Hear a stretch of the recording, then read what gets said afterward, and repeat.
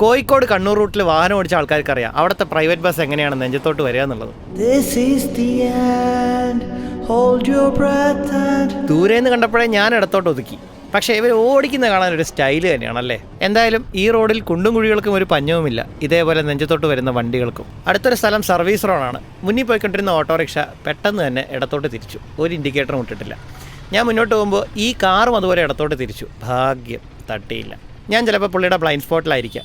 ഇൻഡിക്കേറ്ററും ഇല്ല, മിററും നോക്കിയിട്ടില്ല. എന്തായാലും കാറിനകത്ത് ഒരാൾ കൈവക്കി കാണിച്ചു. ഇനിയെങ്കിലും ഇൻഡിക്കേറ്റർ ഇട്ട് തിരിക്കൂ എന്ന പ്രതീക്ഷയിൽ ഞാൻ വെയിറ്റ് ചെയ്ത് നിന്നു. എന്തായാലും ഇപ്പോൾ ഇൻഡിക്കേറ്റർ ഇട്ടു. സർവീസ് റോഡിൽ ഇടത് വലതൊന്നും തിരിച്ചറിയാൻ പറ്റില്ല. ആ കാറ് ലോറി ഓവർടേക്ക് ചെയ്ത് പോകുന്നത് കണ്ടില്ലേ? അവിടെ ഒരു ടിന്നും വെച്ചിട്ടുണ്ട്, അതിനപ്പുറത്തൊരു പയ്യനും ഉണ്ട്. ഭാഗ്യം, ആ പയ്യൻ രക്ഷപ്പെട്ടു. ഈ സർവീസ് റോഡ് ആദ്യം 2 വേ ആയിരുന്നു, ഇപ്പോൾ 1 വേ ആക്കി. 1 വേക്കകത്ത് ഇപ്പം ഇടതുവശം ചേർന്ന് പോകുന്ന വണ്ടികളൊക്കെ വലതുവശം ചേർന്നാണ് പോകുന്നത്. ഓവർടേക്ക് ചെയ്യുന്നവരൊക്കെ ഇടത് വഴി ചെയ്യണം. വല്ലാത്ത കഷ്ടം തന്നെ. എന്തായാലും ഇത്രയും റിസ്ക് പിടിച്ചുള്ള ഓവർടേക്കിങ്ങൾ ചെയ്യാതിരിക്കുക, പ്രത്യേകിച്ചും ഇത്തരത്തിലുള്ള സർവീസ് റോഡ്. ഞാനും ഇവിടെ ഓവർടേക്ക് ചെയ്യുന്നുണ്ട്. സത്യം പറഞ്ഞാൽ ഇടതും വലതും നോക്കാനായിട്ട് സാധിക്കില്ല, കാരണം മുന്നിലെ വാഹനങ്ങളും അങ്ങനെയാണ് പോയിക്കൊണ്ടിരിക്കുന്നത്. ഇവിടെ എന്തായാലും ഓവർടേക്ക് ചെയ്യുമ്പോൾ നിർബന്ധമായും ഇൻഡിക്കേറ്റേഴ്സ് ഉപയോഗിക്കണം. ഞാനും ഇൻഡിക്കേറ്റേഴ്സ് ഇട്ട് തന്നെയാണ് ഓവർടേക്ക് ചെയ്ത് കയറിക്കൊണ്ടിരിക്കുന്നത്. മുന്നിലൊരു സിമൻറ്റ് മിക്സ് ചെയ്യുന്ന ലോറി വലതുവശം പിടിച്ച് പോയിക്കൊണ്ടിരിക്കുന്നുണ്ട്. അതുകൊണ്ടാണ് ഇവിടെ മറ്റു വാഹനങ്ങൾക്ക് ഓവർടേക്ക് ചെയ്യാൻ സാധിക്കാത്തത്.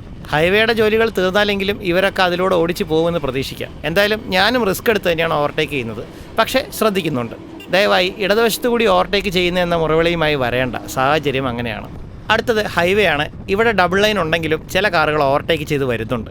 റോഡ് ഒഴിഞ്ഞു കിടക്കുകയാണെങ്കിലും 70-ലും 80-ലൊക്കെ പോകാമെങ്കിലും ചില കാറുകാർ നേരെ തിരിച്ചാണ്. അവർ ഇഴഞ്ഞേ പോകും. വാഗണാറിൻ്റെ മുന്നിൽ പോകുന്ന ആ ഹ്യൂണ്ടായി കാറാണ് പ്രശ്നക്കാരൻ.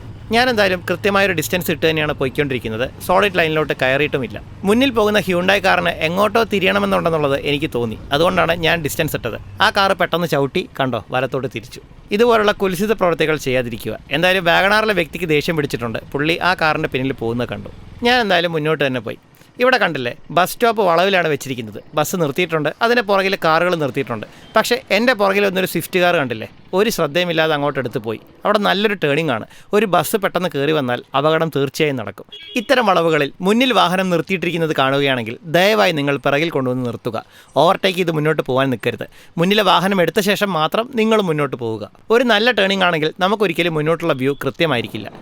ഈ സിറ്റുവേഷനിലും മുന്നോട്ട് പോകുമ്പോൾ ഒരു ബസ് നിർത്തിയിട്ടിട്ടുണ്ട്, ഒരു കുട്ടി ക്രോസ് ചെയ്യുന്നുണ്ട്, അതുപോലെ ഒരു ബൈക്ക് മുന്നോട്ട് വരുന്നുണ്ട്. ഞാൻ എന്തായാലും എൻ്റെ വാഹനം നിർത്തി. പെട്ടെന്നാണ് ഒരു KSRTC ബസ് അതിക്രമിച്ച് കയറി വന്നത്.